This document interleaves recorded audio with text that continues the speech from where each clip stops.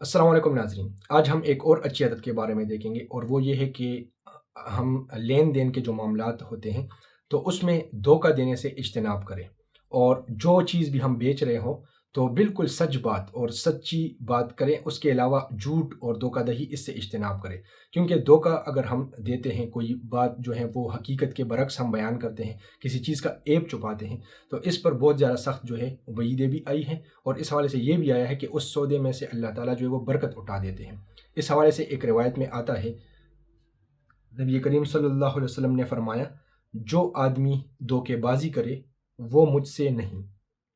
इसी तरह एक और हदीस में आता है कि अगर ख़रीद व फरोख्त करने वाले सच बोले और हर बात वजाहत से बयान कर दें तो उनके सौदे में बरकत होगी, और अगर वो झूठ बोले और सूरत हाल छुपा ले तो उनके सौदे से बरकत उठ जाएगी।